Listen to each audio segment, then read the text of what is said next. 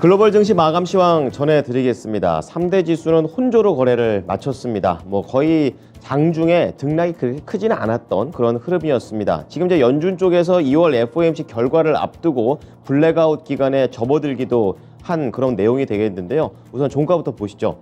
다우지수는 이제 오후장 들어가면서 반등에 성공했습니다. 0.3% 오르면서 3거래일 연속으로 상승을 하게 된 것이고요. 33,300선에서 33,700까지 3거래일 동안 이렇게 400포인트가 올라가게 됩니다.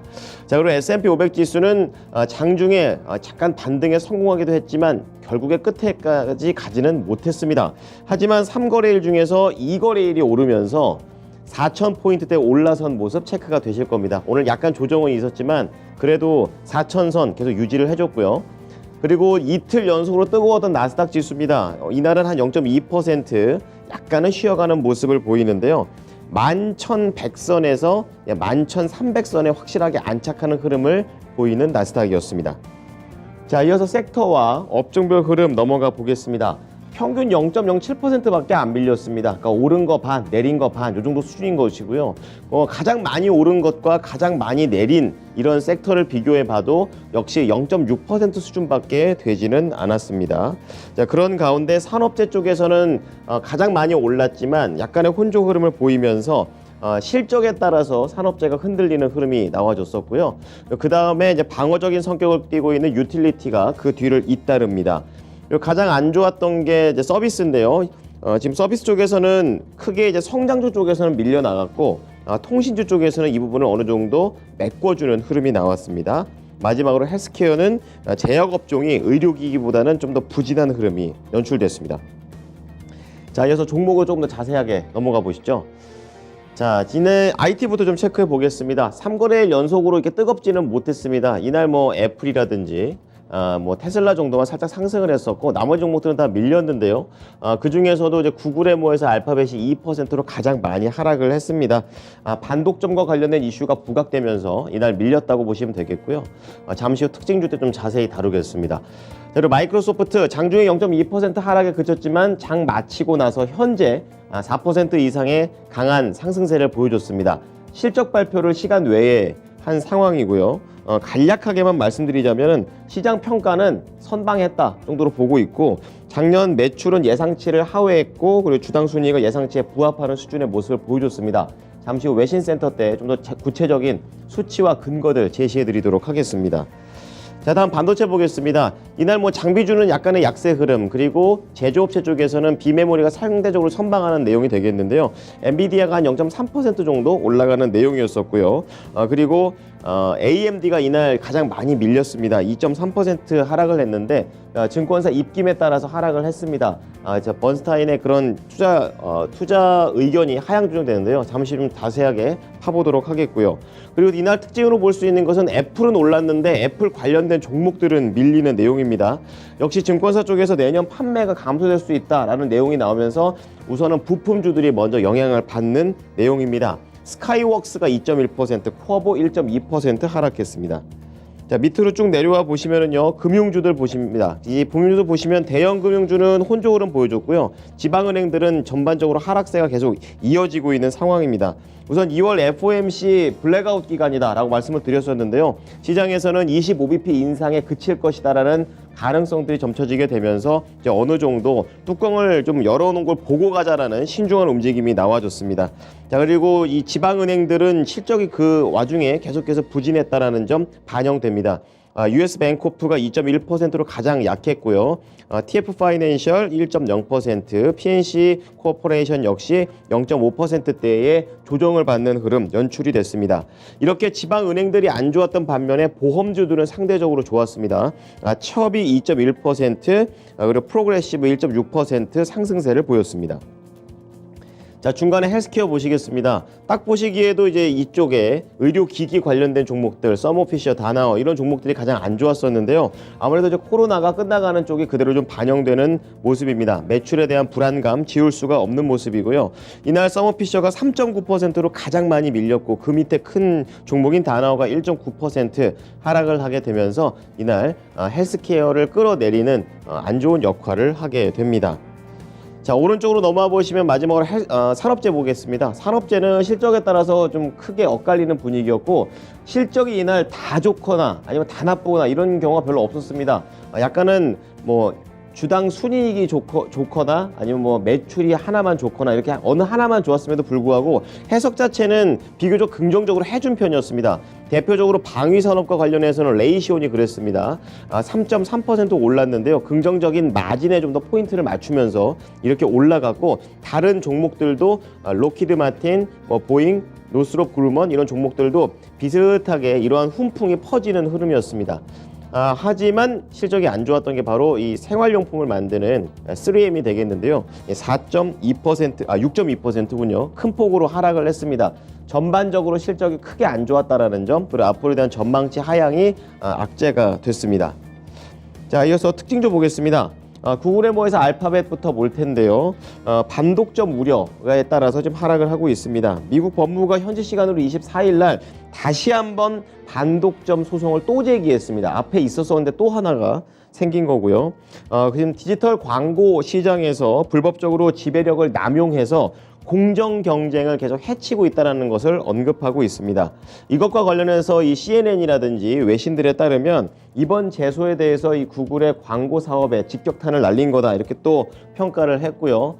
계속해서 알파벳 다시 한번 최근에 이런 급등세를 반납하는 그런 빌미를 제공했습니다. 2% 하락하면서 97달러에 거래를 마쳤습니다.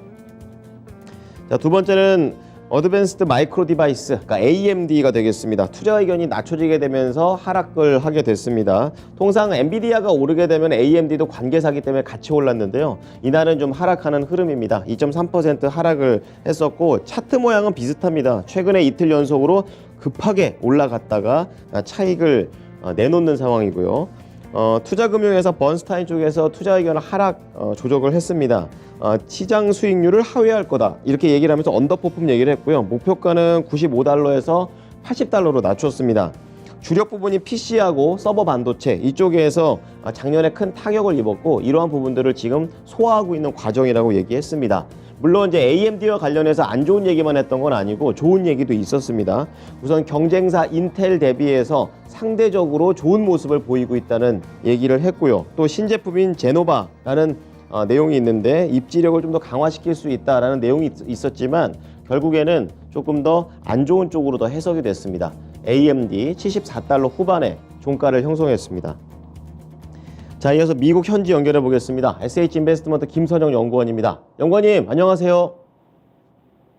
네, 안녕하십니까. 네, 자, 한국이 설 연휴를 보내는 동안 미국 증시는 뜨거웠었고 또 간밤에는 이 부분을 약간은 좀 숨을 고르는 모습이었습니다. 세부적으로 분위기 어땠습니까? 예, 오늘 뉴욕 증시는 대기업들의 엇갈린 실적 속에 지수별로 등락이 엇갈리는 혼조세로 거래를 마쳤습니다. 먼저 제너럴 일렉트릭은 시장 예상치를 웃도는 매출과 순이익 발표로 1% 이상 상승했지만 다우지수의 구성 종목인 3M은 회사 순이익이 시장 예상치를 밑돈 데다 2,500명의 감원 소식에 6% 이상 하락했으며 또 다른 다우지수 구성 종목 존슨앤존슨의 주가 역시 분기 매출이 예상치를 밑돌았다는 소식에 소폭 하락한 반면 오늘 폐장 후에는 IT 기업의 대장주인 마이크로소프트가 예상을 상회한 실적을 내놓으면서 현재 시간 외 거래에서 4%가량 상승하며 내일 나스닥 시장에 긍정적으로 반영이 될 것으로 보입니다. 한편 오늘 발표된 경제지표들은 예상보다 다소 개선됐는데요.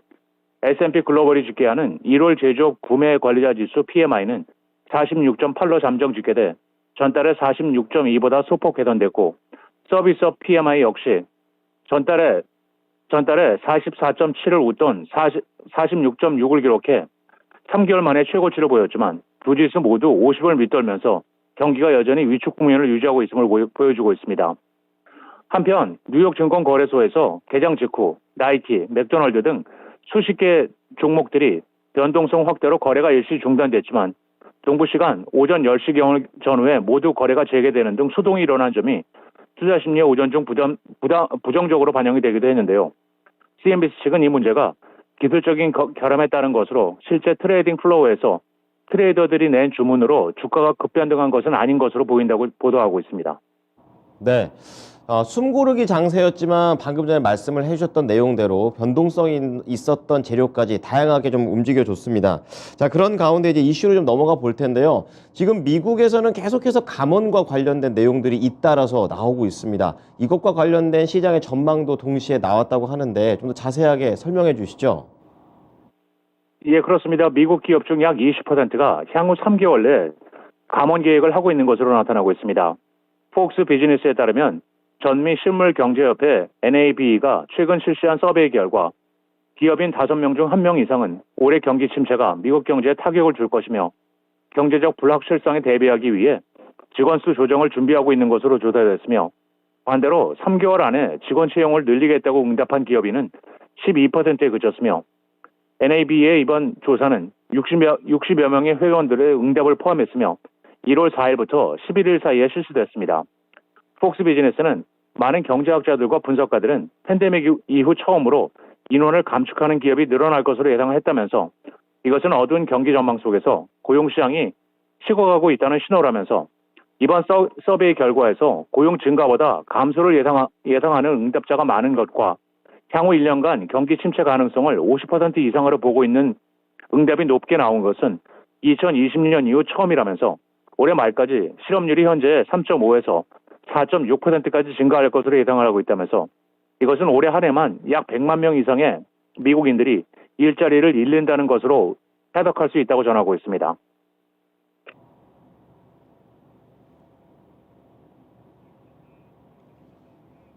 네. 자, 우선 다시 한번 좀 전화 연결을 해보도록 하겠습니다. 자, 그럼 네, 다음으로 좀 넘어가 보도록 하겠습니다. 자, 미국의 이제 대형 은행들 지금 계속해서 애플과 관련해서 움직이고 있는 모습입니다. 국내에서도 지금 애플페이와 관련된 얘기들이 나오고 있는 그런 상황이 되겠는데요. 지금 다른 미국의 대형 은행들도 그냥 가만히 두지는 않는 모습입니다. 좀 서로 좀 견제하고 있는 모습들이 나오고 있는데요. 이 부분은 좀 어땠습니까? 예, 그렇습니다. 웰스파고와 뱅크 오브 아메리카, JP모건 등 대형 은행들이 다른 은행 4곳과 손잡고 페이팔과 애플페이 등 제3자 전자지갑 운영업체들과 경쟁하기 위해 전자지갑을 만들고 있다고 월스트리트저널지가 보도했습니다. 은행 고객들이 온라인 지급 결제 대행 서비스를 이용하지 않고 자신의 은행 계좌와 연동된 전자지갑에서 결제를 진행할 수 있도록 하자는 건데요. 신문에 따르면 은행 공동 전자지갑은 얼리 워닝 서비스, 즉 EWS가 관리하게 되며 EWS는 이들 세 개 은행과 캐피털 원 파이낸셜, PNC 파이낸셜, US 뱅크 코프, 트루이스트 파이낸셜 등 다른 4개 은행이 공동으로 지분을 갖는 것으로 송금 서비스 업체 젤도 운영하고 있으며 전자지갑의 이름은 아직 정해지지 않았다며 젤과 별도로 운영될 것이며 올 하반기 중에 전자지갑 서비스를 출범할 계획인 가운데 애플은 현재 금융 서비스 부분을 강화하고 있으며 골드만삭스와 협력해 저축계좌 역시 제공하고 있는 상황입니다. 네. 자, 이어서 다음 특징주 좀 넘어가 보도록 하겠습니다. 이날 이 소비재 쪽에서 스포츠 의류 관련된 종목들의 분위기가 좋지 않았습니다. 룰루레몬이 영향을 미쳤던 것으로 보이는데요. 어떤 내용이 있었습니까? 이에 증권사 버스타인이 투자 의견을 언더퍼폼으로 하향 조정하고 목표 주가를 전일 종가 대비 8.3% 낮은 $290로 책정했다는 소식으로 프리미엄 요가웨어 업체 룰루레몬 아스라리카의 주가가 오늘 1.5%가 하락해 $311 21센트의 거래를 마쳤습니다. 번스타인은 룰루레몬이 성장의 변곡점에 직면해 있다면서 더 이상 억눌린 수요도 없고 보다 신중한 소비자 전망과 부정적인 마진 변화로 매출 성장이 둔화될 것이라면서 주가 배수 역시 자연스럽게 이를 뒤따를 것이라면서 룰루레몬의 주당 이익 증가율은 지난 5년간 연평균 39%에서 2022년엔 33%, 올해에는 12%, 그 이후에는 10%대 중반으로 둔화될 것이라고 전망하고 있습니다. 네, 다음은 예정되어 있는 지표 그리고 실적 발표 일정도 잡아주시기 바랍니다. 예, 마지막으로 내일은 전미 모기지은행협회 주간 모기지 신청 건수, 에너지청의 주간 원유 재고가 발표되며 다우지수의 구성 종목인 보잉과 IBM을 시작으로 서비스나우, 테슬라, 오토매틱 데이터 프로세싱, 크라운 캐슬, 프리포트 맥모란, 에버트랩, 킴벌리 클락, 램 리서치, US 뱅크, 시게이트 테크놀로지, 넥스트에라 에너지, 라스베가스 센스, 그리고 AT&T가 지난 분기 실적을 발표할 예정입니다. 네, 지금까지 SH인베스트먼트 김선영 연구원이었습니다. 잘 들었습니다. 네, 감사합니다. 네. 자, 이제 유럽으로 좀 넘어가 보겠습니다. 미국 증시가 혼조로 거래를 마친 상황에서 유럽은 더 먼저 혼조로 거래를 마쳤습니다. 이날 독일과 영국만 하락하면서 거래를 마쳤는데요. 독일이 0.07%, 그리고 영국 0.3% 밀렸습니다. 그리고 프랑스는 0.2% 오르게 되면서 약간의 다른 모습을 보여줬습니다. 이날 유럽에서 나왔던 내용이 유로존의 제조업 구매 관리자 지수 PMI 지표가 나왔는데요. 작년 12월보다는 개선이 됐습니다. 하지만 대부분의 종목들이 우리 증시가 쉬는 동안 이틀 연속으로 유럽도 좀 강했었기 때문에 이러한 부분과 관련된 차익 매물이 나오는 흐름이었습니다. 자, 이어서 상품 시장 넘어가겠습니다. 우선 유가가 1.8% 하락을 하게 되면서 80달러 선에 턱걸이를 하는 흐름이었습니다. 원유 소비와 관련해서 우려가 계속 남아있는 그런 모습인데요. 앞서 이제 미국에서 1월 소비자 구매 관리자 지수 유로존에서도 나왔지만 미국에서도 이 PMI 지표가 나왔습니다. 예비치였고 여전히 50을 하회했기 때문에 위축 국면이다라는 그런 내용입니다. 그래서 그러한 불안감이 좀 반영이 됐다고 보시면 되겠고요. 그리고 구리 가격이 0.1% 하락을 했습니다. 이날 유가도 하락했고 천연가스도 하락을 하게 되면서 에너지에 대한 그런 불안감이 이런 그 비철금속 시장까지도 옮겨붙는 흐름이었고요. 그리고 금값은 0.5% 올랐습니다. 달러 약세에 따라서 반등을 줬습니다. 마지막으로 10년물 국채금리 수익률 6.7bp 하락하면서 3.4%대 하락을 했는데요. 1월 31일부터 2월 1일 지금 FOMC 회의를 앞두고 25bp 과연 올리는지 이거 보고 가자라는 의미에서 신중하게 움직였습니다. 지금까지 글로벌 증시 마감 시황이었습니다.